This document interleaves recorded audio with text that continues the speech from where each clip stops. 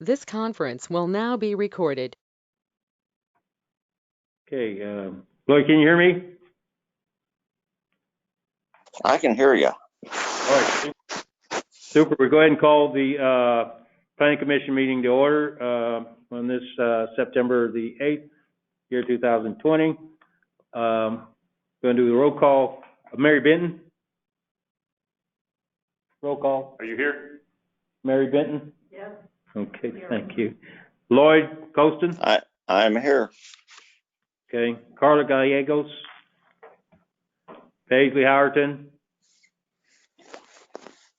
Ian Kuhn? Here. Andy Paton? Cody Richardson? Here. Thank you, quorum. At this time, I would like to ask Planning Commission members to make a declaration of any conflict of interest or of any ex parte or outside communication that might influence their ability to hear all sides on any item on the agenda so they might come to a fair decision. I have no known conflict. There being none, we move on to agenda item 2. Any persons who wish to address the Planning Commission regarding items not on the agenda, and our speakers will be limited in time, not greater than 3 minutes. It can be less. Any presentation is for information purposes only, and no action will be taken. Is anyone here to address the Commission on a non-agenda item? Item 3 on the agenda, you have the minutes from the previous meeting before you. We would ask that you would review the minutes briefly and entertain a motion for approval thereof.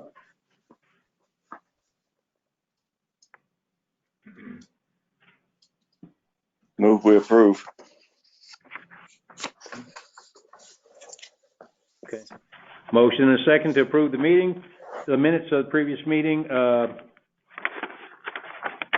August the 11th, have been on the table for us. Any motion? All in favor say aye. Aye. All right, super. All right, we are clipping right along. Okay, at this time, we will recess the Planning Commission meeting and convene the Board of Zoning Appeals. Entertain a motion to do so. Second. Commissioner Benton, second by Lloyd Colston. Okay. Action item 6 on the agenda is to elect a vice chair for 2020 for the Board of Zoning Appeals. It's the same problem that we had last month. Dottie Smith is the vice chair, and Dottie Smith is not on the Board of Zoning Appeals anymore. So a new vice chair needs to be selected. So this is just a formality. Right, right. Nothing wrong with nominating somebody that's not here.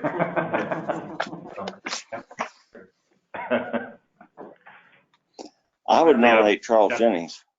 But he's the chair. I'm sorry, I'm the chair of the Okay. Board of Zoning. What's been our, do we have a precedent on this? The only thing I could maybe suggest is, since Andy is chair of the Planning Commission and you're vice chair of that we just flip it and have him be the vice chair. I'd second that. Yeah, I'll make a motion to make Andy the vice chair. Okay. Okay. Okay, so we have a motion to elect Andy Paton as Vice Chair, Board of Zoning Appeals, and by Cody, second by Lloyd. Any question, discussion? All in favor, signify by saying aye. Aye. Any opposed? Thank you. Andy Paton will be Vice Chair of the Board of Zoning Appeals. And moving on, action item 7. We want to hold a public hearing to consider the advisability of granting a variance for a sign to exceed the maximum allowed height for a pole sign by 9 feet and 2 inches at 1321 North Summit. Josh, you want to give us some orientation on this? Sure thing. So this is a request filed by Infinity Sign Systems, speaking on behalf of Arby. They've requested a variance to, of course, the sign regulations, the height regulations in this area. The allowable height for a sign in this area is 15 feet in the mixed-use district. The proposal is for a sign that's 24 feet and 2 inches. They did have an earlier proposal that would have met the height guideline. However, the problem with it was that it would have obstructed the sight vision when you try to pull out of the bank drive-through, the ATM. Because basically what they were going to do was be to enclose the bottom portion of the sign and then put the hat logo on top of that.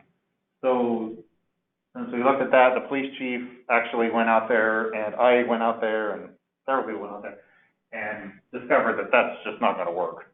So what their proposal would be to go ahead and keep the sign the way it is, the bottom portion where the legs are and the reader board thing. But they want to change the logo for Arby's. And you might have seen recently they have been working on changing the other signage on the building. And so you kind of see what that logo actually looks like. But what they compromised with was to make that just a little bit smaller, which means it's also going to be shorter. So it's actually both smaller and shorter in height. Did I put anything on? Oh, there's been several cases associated with this particular site. This has been a restaurant since the 70s. I think the building's been changed, but it's been a site of Sandy's. There was a Hardee's for a while. There was a vacation of the alley back in 1921, which would have been long before Sandy's was given there, of course. There has been a rezoning here, but it was only for really a portion, I think is what that was. And then there was also a portion that had to have a variance for parking in a residential area, which was just this little corner here, but it was associated with the site. The most recent building, at least according to the county appraiser, was built in 1999. So it is a different building. So then we asked the questions of compatibility and property rights for the neighbors. The proposed sign is obviously very similar to what's already there. It would be smaller and would at least impact the neighborhood no differently than it is today. A sign, of course, is already in place. I summarized that. As far as the rights of the neighbors, the applicant says we don't anticipate any adverse effects on the neighbors. And for the most part, I agree with that. The variance is requested because that previous proposal I mentioned earlier would not work. This was, again, sort of a compromise to that. Is there any kind of hardship? There kind of is because of the way that Summit Street curves there. And it means that you have to have a sign set back pretty far in order to not be a problem. And if they put that sign back much further, it was going to start taking away their parking. And also, if you get it back too far, eventually it's not as conducive of a sign anymore. The only other option would be to relocate the sign to a different place on the site, which is obviously going to be a costly effort. This new proposal does not cause any site problems. I actually took this picture just to see what it looked like, and it just so happened that the construction trailer was sitting there, so it gives you a pretty good idea of what I'm talking about. Because this whole thing would have been filled in, and you see how difficult it is to see oncoming traffic there. When I took this picture, I was sitting in the driver's seat and took it out I tried to make this as real as I could. In fact, I made it so real that I forgot to roll the window down. You can see everything that was in my car. But it's just going to give you an idea of what that would look like if the original sign had been proposed. Is this in line with the comprehensive plan? Yes, it's nothing that would be unusual there. The overall proposal for the sign, of course, this is what the sign looks like today, and this is what the sign will look like if you approve the variance. A little bit smaller and a little bit shorter. It goes down, I did the math, it's about 5 1/3 feet shorter. And of course, 15 is what's allowed, so that's a variance request of 9 feet 2 inches over what's allowed. So the current sign has a variance? Is that what you're saying? No, the current sign was put in place before our current regulations. But the current sign doesn't meet the requirement. Yeah. So it's gonna be basically the same height as it is, Well, it's gonna be that, Be smaller. that 5 feet shorter. 5 feet short. Mhm. So we got 29 down to 20, okay. What the purpose of the height restriction? Can we do, I was going to do is get his Yeah. summary, and then why don't we just entertain a motion for public hearing?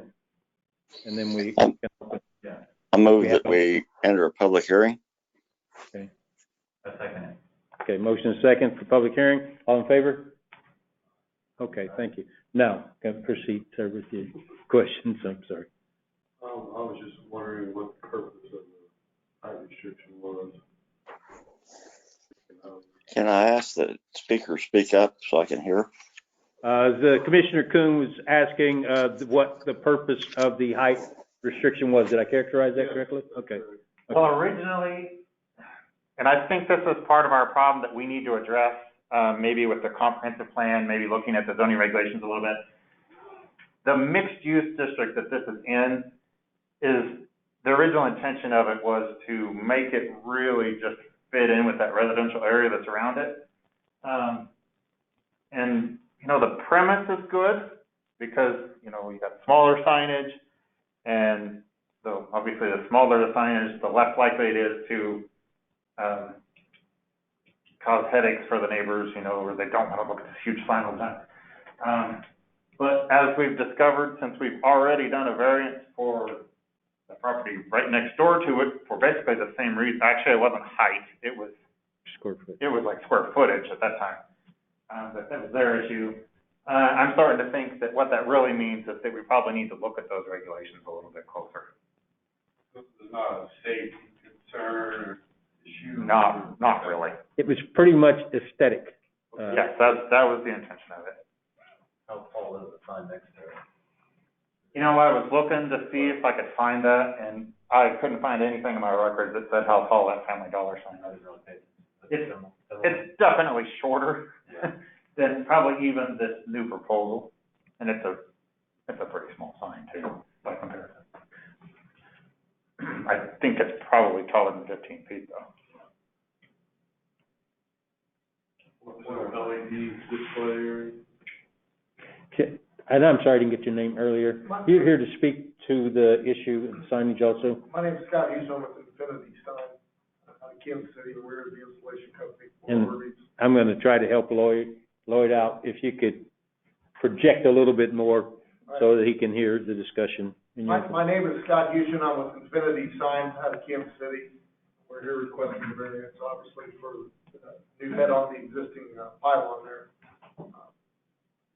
You had a question as to whether this was going to be an LED display. No, it is not. It's got a message center that's, or not a message center, but a changeable copy base that's going to be changed out on the bottom. Basically, it's just replacing the head, going with a smaller head. So the lower lettering is going to be the same size and location, it's just the upper portion that's changing? Could you mind identifying yourself? Yeah, Jake Richardson, on First Street? On First Street, thank you. Do you think the lumens, or do you think it's any brighter? It'll remain the same, pretty much the same. These don't have, exposed LEDs or any exposed neon on it, so it won't be filtered with a diffusible face.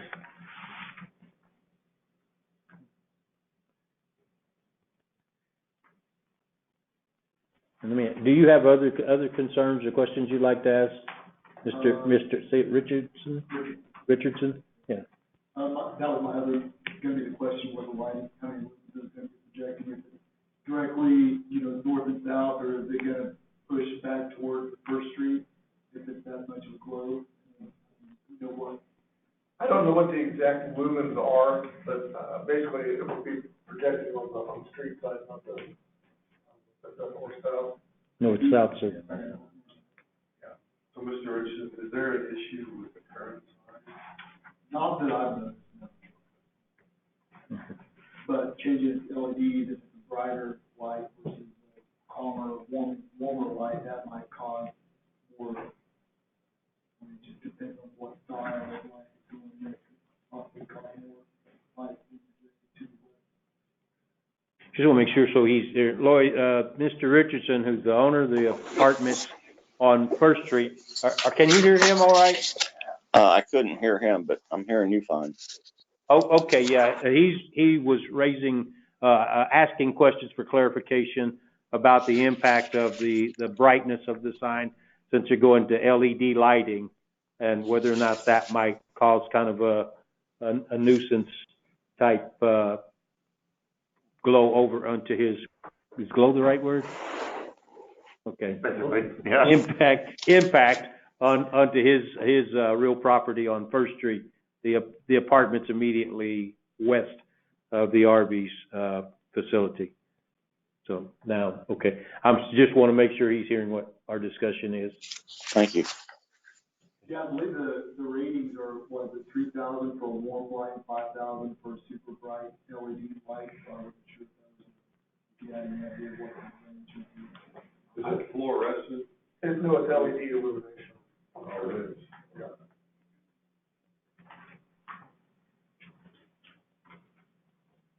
So do we have any other expert opinion or insight onto whether or not staff-wise, is that a question, concern that we can address or knowledgeably? I don't. That's a separate issue from what we're hearing. Yeah, I can't add much to that. That would be. Yeah.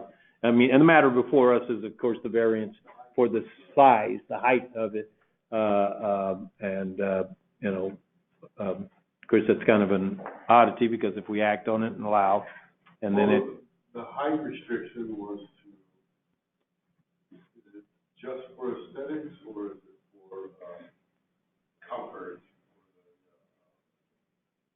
the peace of the neighborhood around it? If you have signs, obviously they're going to project more light, taller they are. So I think that's where the concern of the brightness comes in, how it's going to affect the In fact, that's the Josh mentioned Is there a restriction on that? the variance that we did for the business immediately south of them, and of course that was a big part of the discussion there, was with that sign facing eastward, how much impact the lighting of that sign would have on the properties across Summit Street. So it was a part of the discussion in regards to aesthetics and impact on residences in the area. The main thing we're looking for in something like discussion like that, though, is to make sure it's not flashing. Like sometimes those LED message boards can certainly cause extra problems too for neighbors and that. And while technically those are allowed, that would definitely be a discussion point that we would want to talk about if they were proposing that. But that actually wouldn't be allowed in this district. Does that kind of speak towards your concern, sir? Well, I guess, I mean, if the height is low enough to where the building itself is bigger, I guess if they contrast each other enough to where it won't, and the brightness isn't as bright as what I expect it to be, then that might cast a shadow back towards the building, and it will probably be fine. But if it's too high and the building doesn't, block the lighting, then it possibly could shine. So it kind of depends, I mean, it does go hand in hand with the height and the brightness of the direction of the lights going towards the building. And I think that the parking lot lights too will take away from some of that, whatever parking lot lights they have there will block some of that because it's pushing, I mean, it's bouncing light off. I don't foresee this sign emitting much more light than what's there currently. But I do not have the calibrating for the LEDs that are going in there. You're correct, they go from 3,000 up to around 5,000. Most people run in the middle around 35 to 4,000. USB flashes, don't they? So I don't know. I can get that information for you. This sign will not flash, it will be constantly on. Just as a frame of reference, and I don't know, I'm not able to pull out right now the proximity, the distance between this sign, proposed sign, and the illuminated and the flashing sign with the marquee for USB. I think they've got the message board up there with the LED lights. Is that, how far away is that, Dean? That's probably a good 100 feet or so. Okay. I'm just guessing. Okay. This is at the far north property line of Arby's, and that sign is basically the far north line of. Closer to actually Kansas Avenue. Right. Yeah. Their sign is right here. Right. Okay. So Maybe a little bit further even than 100 feet. Yeah, maybe more like 100 feet. about 150 feet. Okay. So that wouldn't be, I was gonna ask if that sign over there with the message sign and the LED lighting, if that's not problematic to you. Not to my knowledge, but it is farther away and there's a building between. Yeah, the buyer's auto body shop. Okay. And some trees. Have you, Mr. Rich, have you had any complaints from your tenants? Not of the existing. Where this proposed sign is actually 5 foot Shorter, correct. And smaller inside. Just out of curiosity, how tall are the signs down at the other fast food restaurant right now? Kind of depends on which one, but there's a number of them. They're probably pretty close to the height of the current Arby sign. I kind of drove down the road and it looked in the same ballpark as the current Arby. But the regulation, if you just cross the other side of Madison, would that be non-mixed use? Yeah, that's a different district up there. So what is the height requirement in that? There is 25 feet. The 25 just across Madison? Kansas, yeah. Sorry. Kansas, okay, yeah, okay. Yeah, no. And of course, the neighborhood is definitely different. Just right there. And Lloyd, I'm going to kind of try to 20-second summarize. This is just more discussion about the potential impact of the LED lights. We've discussed they're not going to be flashing lights, or it's not going to be a message board. They will be, the lumens will be higher by about 40%, if I understood you. 3,000 to 5,000, is that what you said? That's typically what the LEDs range from. I don't know what the percentage of lumens that this type of. I do not have that information. So this is just more discussion about whether or not that lighting with the sign, but we're weighing that against the fact that the sign is actually going to have a lower profile. So.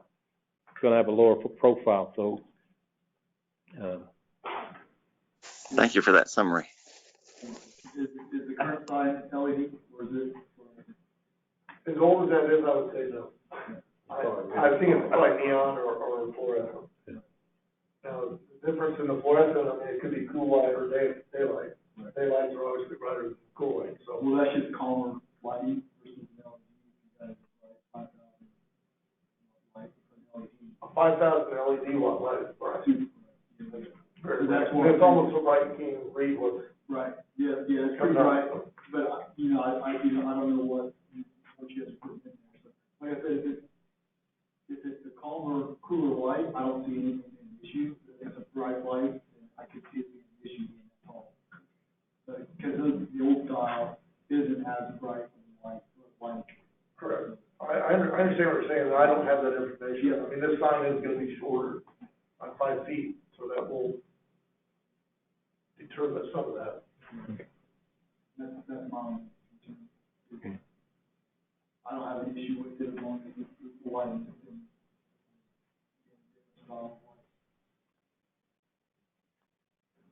Let's do this. Commissioner, Benton, did you have any thoughts or concerns you wanted to articulate? Commissioner Richardson? Good. Good. Commissioner Kuhn? I think it's okay. I think the building blocks probably about 90% on the line side or something. If they don't have an issue with the current sign, I don't see why. I don't have any issue. Okay. But, and I'm gonna rest, in that it's really more a north-southward orientation. And so we're gonna probably see more of this and not so much of this in terms of, the directional, sight line. I understand your concerns. It certainly, there's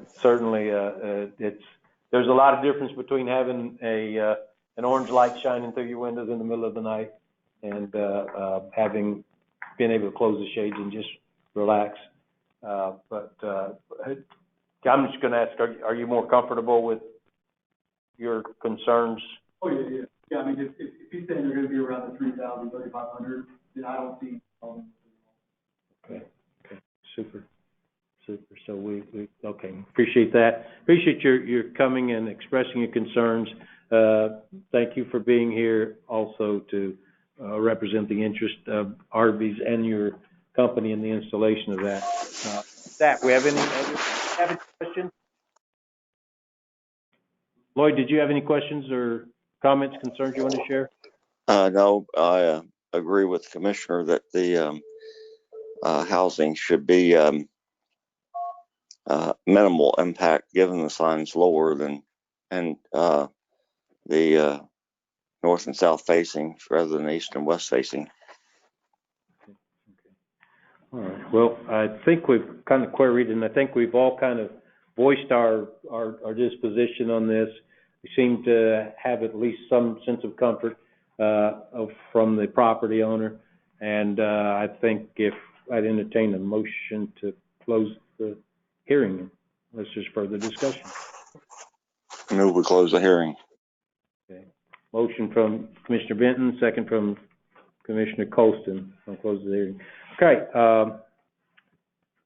So now, having entertained all the discussion and I think worked through the issues, we would, I think we're ready for a motion to approve or disapprove the variance. I motion that we approve the variance for the sign. I second the motion.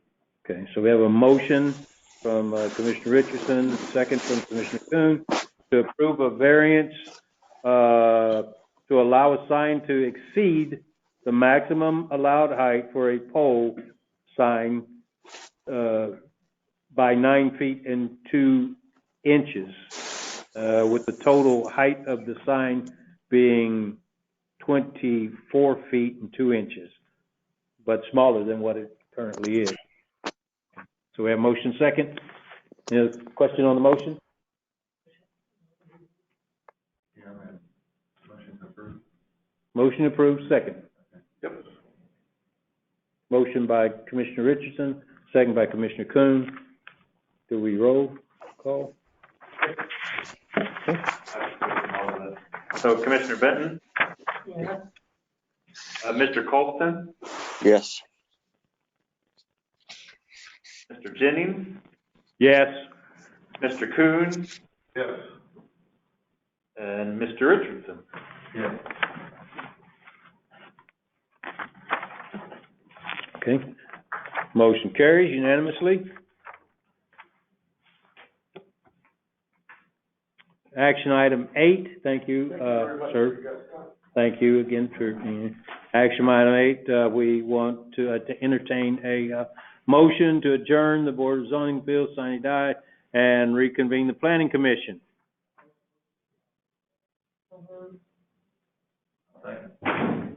Motion been approved and seconded. All in favor? Aye. Love it. Love it. Okay. Okay. Action item 9, neighborhood revitalization plan and comprehensive plan updates. Okay, I'm gonna keep this relatively brief since we're missing a number of members, but I did want to get some feedback if anybody had any. I'm just gonna kind of go over the neighborhood revitalization plan first. Right now, we have a system, I'll stand up so I can hear better, where we have some districts, and in the districts, the rebate's a little bit higher and a little bit longer. It's 90% for 10 years. And then if you're outside of that, it's 75% for 7 years. Well, the original intention of that was to try to concentrate some of the improvements. Unfortunately, that really didn't have that great of an effect, to be totally honest with you. We did have a city commission work session, it's in August. Yeah. And the purpose of that meeting was kind of to talk about housing, in particular, a housing project that's been struggling a little bit, called Compass Point, that we approved several years ago, and it has one house out there still. One of the things that they're asking for is to have a little bit higher rebate. And we had several citizens there, several builders that said that, argued anyways, that without a 90% rebate for 10 years, it's difficult to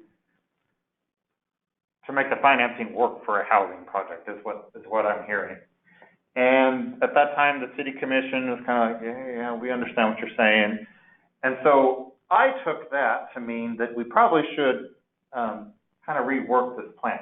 Now, this current plan that's on the books now expires at the end of December. So one way or the other, we have to redo this plan. Either it can be exactly the same as it is today, or we can modify it a little bit. So what I did was I modified it.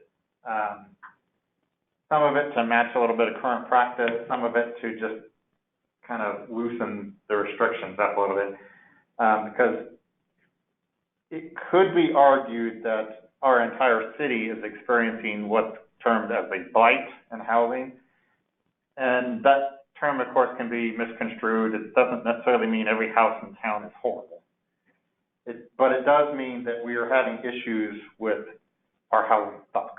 We definitely do have housing that is, let's just say, less than desirable in town. And in fact, we have a number of places, and I think there's like 4 or 5 of them that are on the docket right now that will be demolished by the city, most likely in the next probably about 60 to 90 days, assuming the budget holds out. But it's been approved by the city commission. So we have some housing issues in this town. We've determined for sure that we are having troubles finding housing for people, especially Creekstone. Creekstone's really struggling to have people in housing. They're busing people in order to get people to work there. And I'm sure some of the other corporations around here are having some equal problems as well. The Creekstone's the biggest one that we're hearing from. Creekstone, and I'll just give you a little bit of background on the Compass Point thing. Creekstone originally was saying that they would partner with the builder, and they since kind of backed off of that, and now the builder has no secured buyer. And so we're working with as many other different builders as we can. I actually have a meeting with one coming up this week too. We're working on that particular project. But having this rebate at 90% for 10 years should help interest. We had a number of builders, and I've heard this from several builders in town, that say the only reason they build here is because of our NRP. And so I definitely would say getting rid of it altogether would be a horrible idea. But it's just a matter of determining what's the best method. So what I put together was pretty much anywhere in the city is 90% for 10 years, up to $200,000 in investment. So that way, if somebody wants to build a $500,000 home, so be it, you can do that. But I'm sorry, that's not what we're trying to encourage. We're trying to encourage affordable housing. So the person that's building the $500,000 house still gets the $200,000, the first $200,000 a rebate on that, but they wouldn't taunt me additional.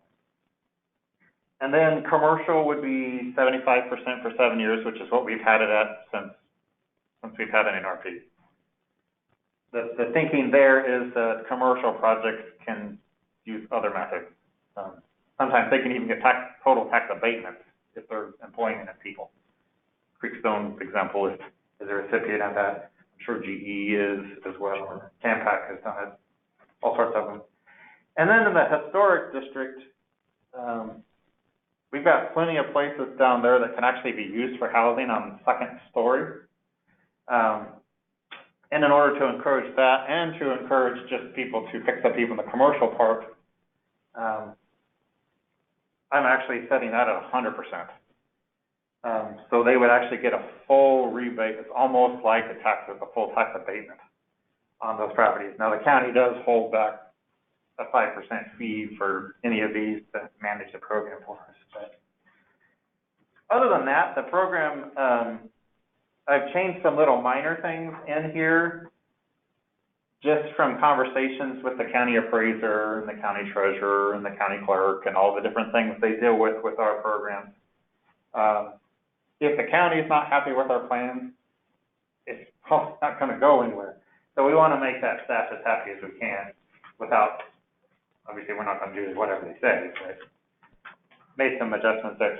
So really what I'm looking for tonight, we don't need to vote on it or anything necessarily. I'm just kind of looking for a consensus on your opinion, and I'll take that basic consensus to the city commission, who has to hold a public hearing before they can pass anything. I'm sure that was way too much information for one meeting, but I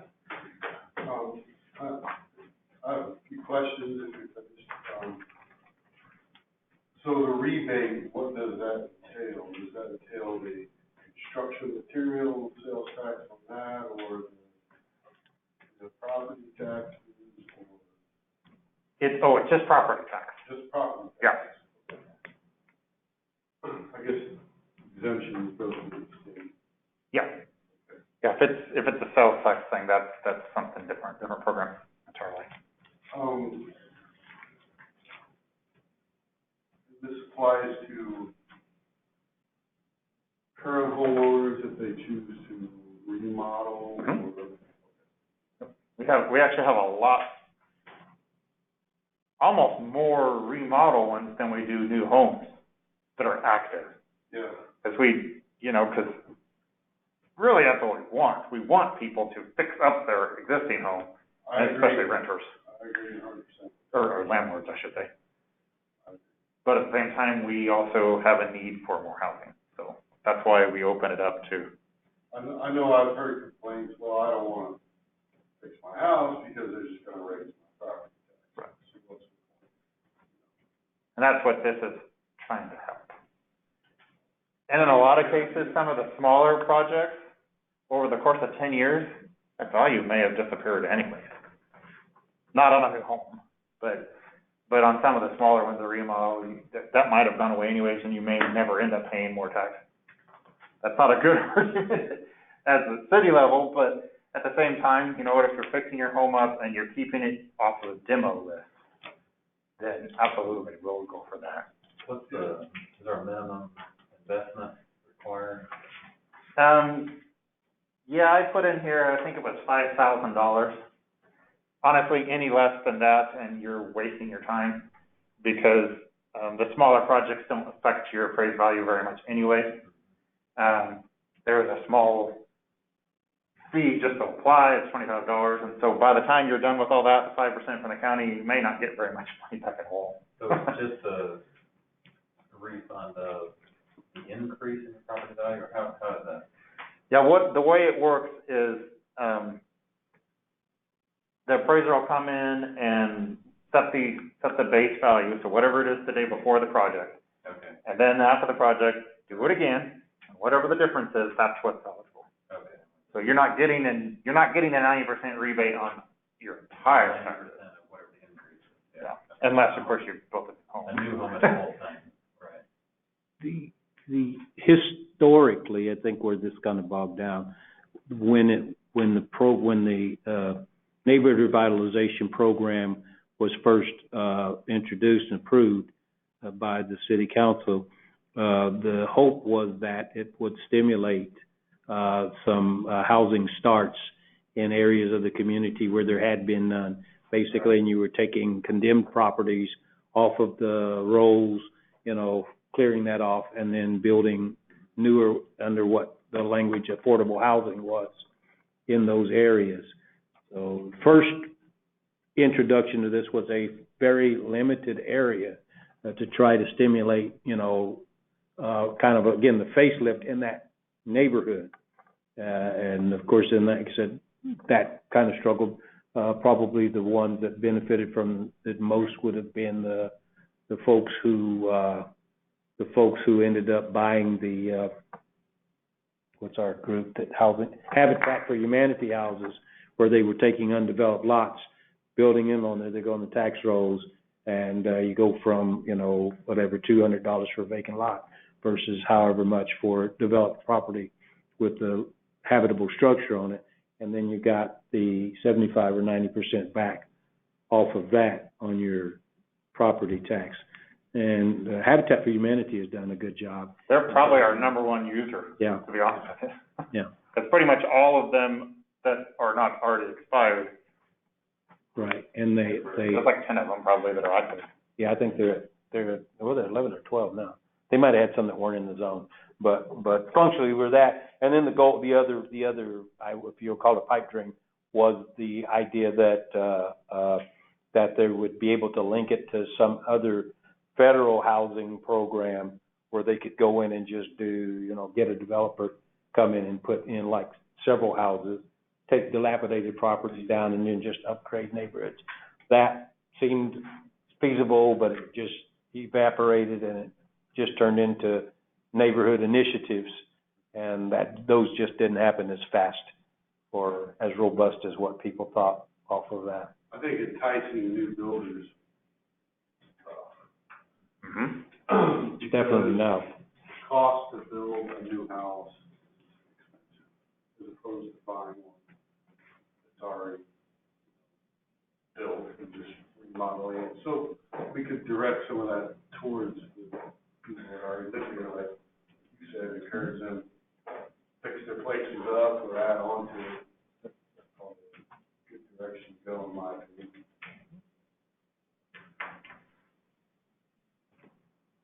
And I think sequentially, I think they were just ahead of the game. The North 8th Street properties. Fort Glen? Is that what those are? Between Radio and Skyline, about halfway, and off that little. Mm-hmm. Right. Yeah. Well, I know Creekstone is expanding. Seems like some of the other Canpack seem to be expanding. We do not have a job shortage in this town. We have a house shortage, and people shortage. People want to move down here, they're being bused in? That's the consensus? I don't know that you could say that on their behalf, because a lot of them, for whatever reason, prefer Wichita over our city. And you know, there's just certain things that Wichita has that we can probably never provide down here. So you're going to have that crowd, of course. But I would imagine that a lot of them don't really care for being on a bus 2 hours a day, because that just makes their days that they're away from the rest of their family just that much worse, or just that much longer. Yeah, I'm just thinking, we've got a few rental houses, and I've got a couple open right now, and people aren't knocking my doors down to rent them. So it's kind of mixed signal there. Right. How much housing shortage do we have? But I have seen a lot of the larger family homes sell in the last 6 months. They were on the market for quite a few years, but now they're starting to sell. Yeah, that's one of the things we heard.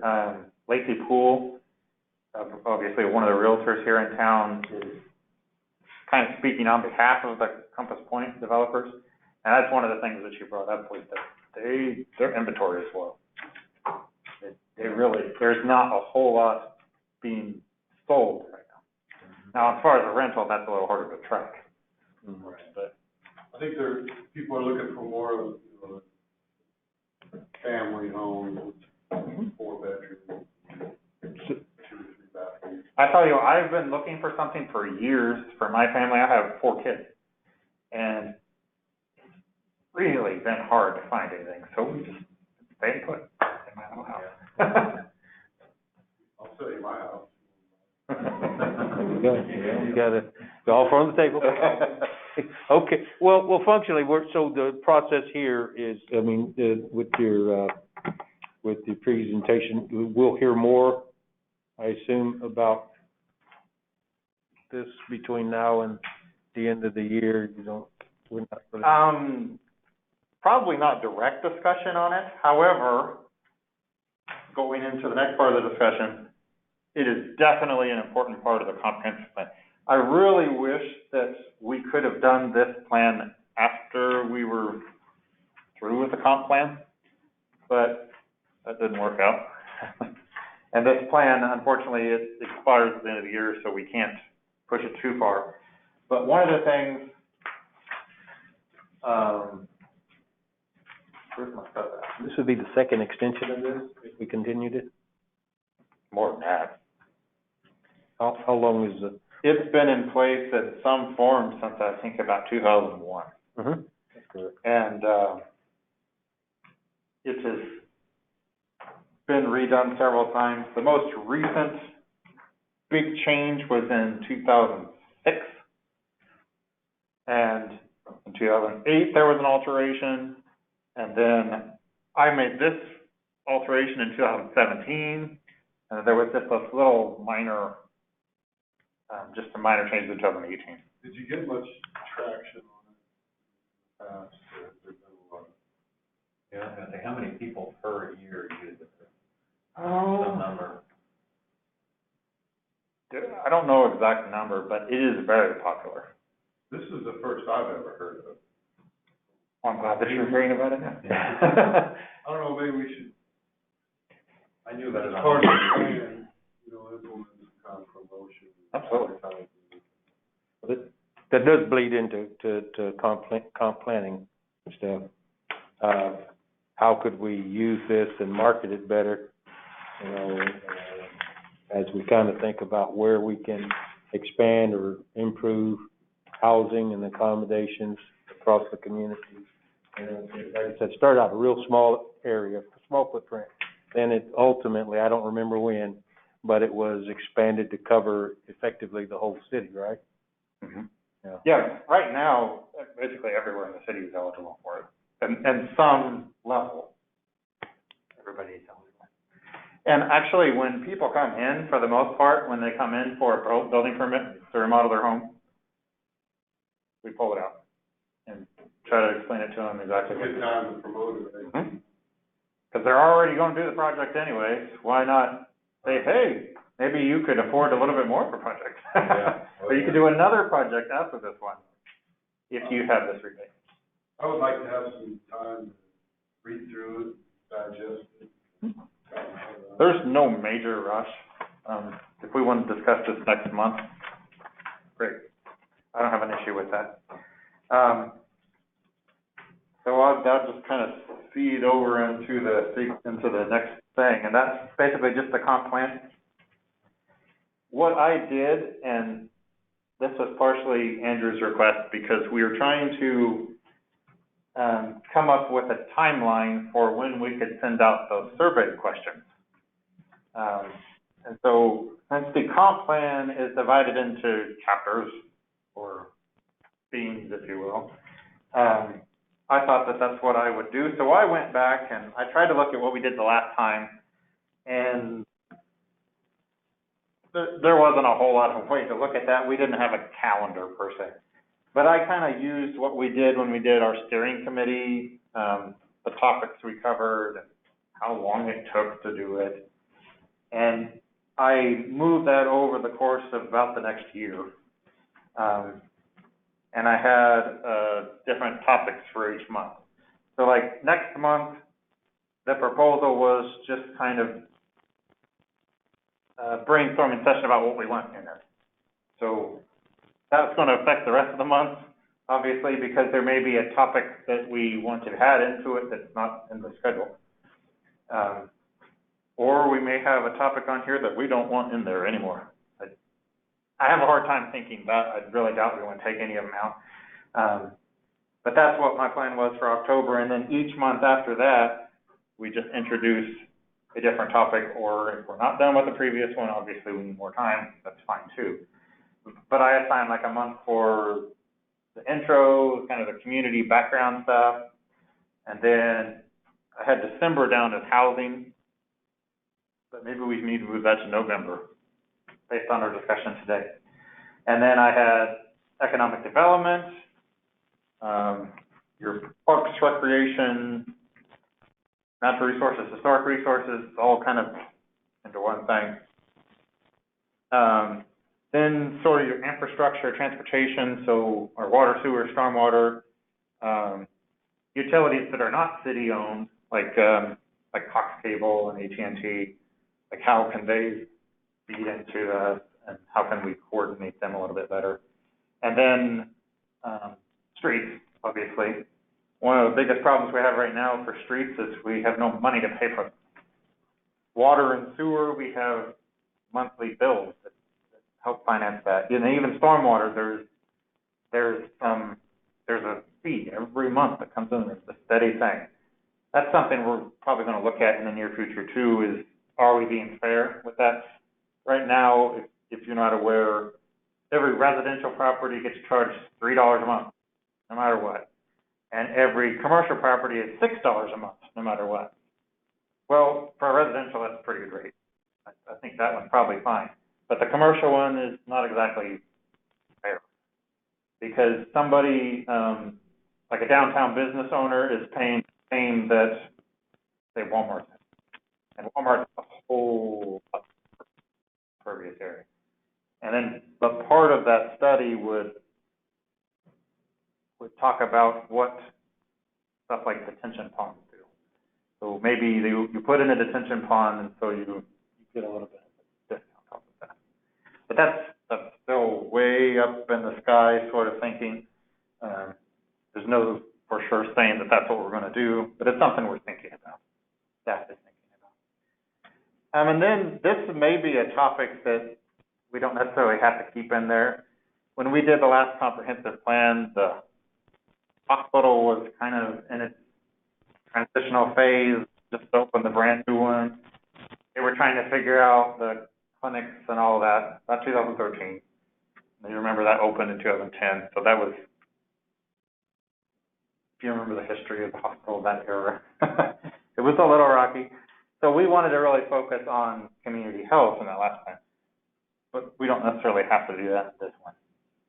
But the last topic we definitely must do is land use. And land use is where we could talk about stuff like we just talked about in this meeting tonight about mixed use. Like, what does that really mean? Is it actually what we want for a neighborhood like the North Summit corridor, or Mid-Summit corridor, whatever you want to call it? Is it working? Is it not working?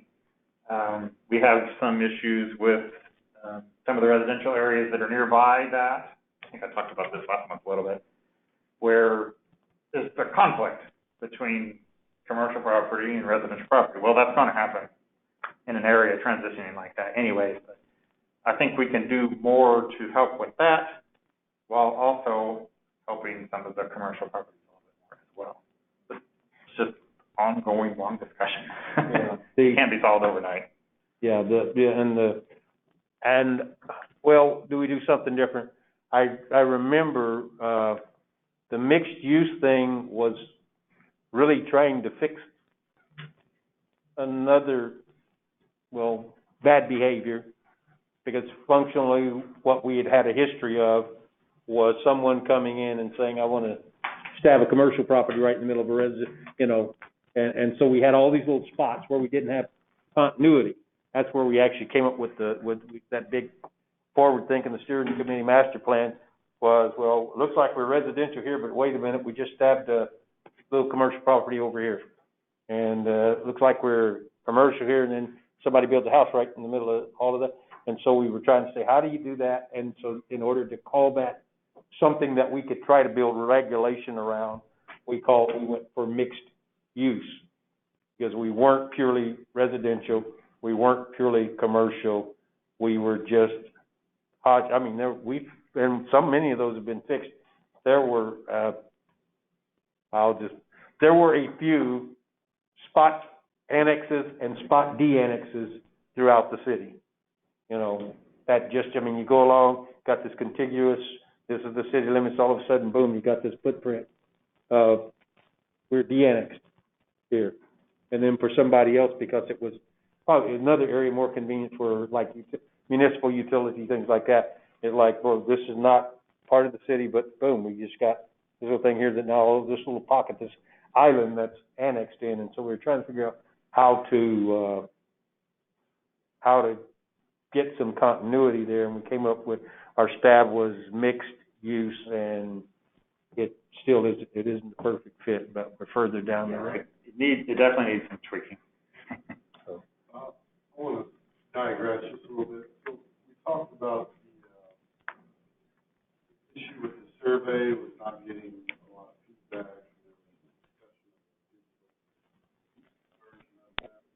What's the progress on that? I think we're going to be launching it this month, so we'll be doing some outreach. One thing they're going to be doing, they've got access to a cell phone list through, I mean, they just have been combing records the way that, I don't know how they do it, but there's ways. So they actually have. Probably don't want to know. Yeah, it's legal, but it's not necessarily.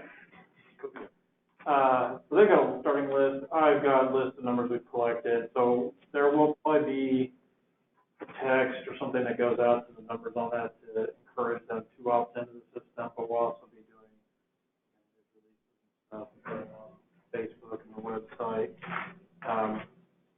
I think we're probably to a point where we can push that pretty hard this month and get that activated, because we do need to try and get some of these surveys done before the end of the year, mainly to make sure the system works like we intended it to, because when we do it, I don't think there's a major concern, but it just helps to have evidence that it's, honestly, the whole thing's been thrown off. I mean, we were originally planning to start that stuff early spring, but between everything that's been going on and Nick leaving, it's just kind of thrown a lot of things out of whack. So I cleared some projects off my calendar last month, so that is something I'll be focused on pretty heavily. We'll probably do one survey off the bat that will not be comp plan related. We'll find some internal topic or something the commission might want. Mainly as a test run, because it's probably not going to get, take a while to get this rolling and get enough people in there to get some meaningful data. So I think the next meeting will be a good time to talk about what we want to ask. And there's some basic questions, as I recall, in the comp plan. It's kind of generic before we get into the topical stuff. Yeah, there's a whole, like I mentioned, the chapters that are in there, and like the first chapter is nothing but introduction. Like, what the heck are we doing? Why are we even making a plan?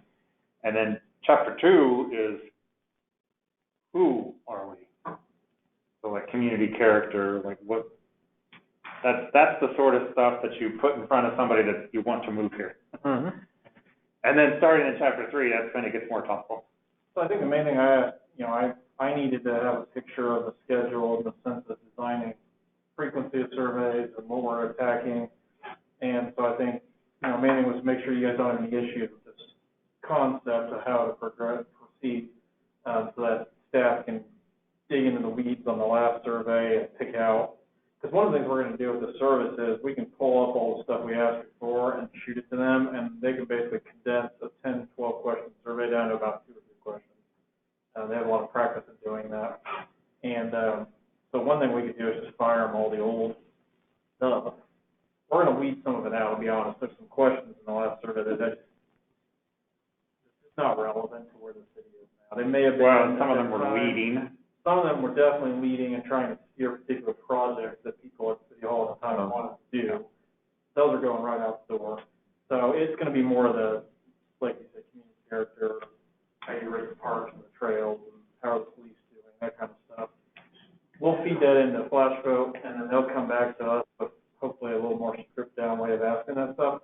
And then we can bring that to you when we're in the design process before we actually launch those surveys. And I kind of want to do it that way because the way the meeting schedules line up, you guys approve a survey, I can turn and activate it 2 days later, 48-hour turnaround, and I'll have the data back for the next week's city commission meeting. And I'd like to kind of do that so we have almost instantaneous feedback loop. But then, we'll bring it back to you guys as well. But really, data we're trying to pull is not just for the comp plan, but also for policy work that's ongoing in the city. So that's still trying to kind of figure out the buzz, but I think that's what we're gravitating towards. And the whole idea of those really is to come up with our talking points. And so, yeah. What are the issues that people are feeling? Because I definitely don't want this to be Josh's comp plan. I don't even want it to be city staff's comp plan. Or, quite frankly, I don't even want it to be the planning commission's comp plan. We want it to be citizens' comp plan. So then maybe some thought on how to seed the clouds and get people, especially when you're doing what we in corporate jargon would call the soft issues. How much do you like it here? How much do you like this element of here? Because those are important questions. You need to get that. But while you're doing the soft questions, to get people into the swing of doing that, you might want to think about some sort of incentive, which, is this being recorded? We've actually discussed that. They, That's right. they may have the ability to kind of identify where, so like city staff doesn't know who voted, but Flash Vote internally may be able to help us figure out a way that we could do like a discount on the water bill or something. We're still working to the technicalities of that, but I think there's some opportunities for those sorts of things. Singing my song. I wrote the 23 program. The 23 program. You first respond to 3 of these monthly surveys, get $20 off your municipal utility bill. You wouldn't be able to do the same thing recurringly. I'm thinking if you get people into the mode of responding, looking for the survey, responding to the survey, then they might, once I've invested a little bit of my intellectual property into it, I might want to have some more voice in this thing and get people, because, you can't knock on doors and ask people what they think. No, and if we come up with a really hot button issue where we want to have actually have people come in, we could do that too. That's just kind of depends on. The problem is we've not had good luck with that in the past when getting people to show up to a meeting. It's just, that's difficult. That's angry. You gotta meet people where they're at. So, yeah, and that's another thing. We might do some where it's a community meeting too, where we go. Once you vote, you see what the results were, or some sort of summary of the Yeah, results? it'll actually shoot out an email or a text, or however you do it, because you can set the preferences. You'll get a link once it's completed to see that. What everybody else voted? Yeah, like 48 hours later. Right. So anyone that participates will have access to that as well, so we can pull reports and graphs. And you could, if you get sick of answering them, you can opt out of it. I'm heavy on the soft approach, because I think that is what we need to do to get people into it. It's keep it real open-ended, because it'll do like word clouds, so you can just have an open-ended question, like what you like most, and we don't provide the responses, they just fill it in, type whatever. It'll pull out the words that appear most commonly and graph that visually. So I think that's probably what we'll probably do for the first one or two, and then we can look at some topical ones. But the real hard issues, land use, some of that stuff, that's next year. Yeah. Well, that's a policy part. That should take a long time. We don't get it.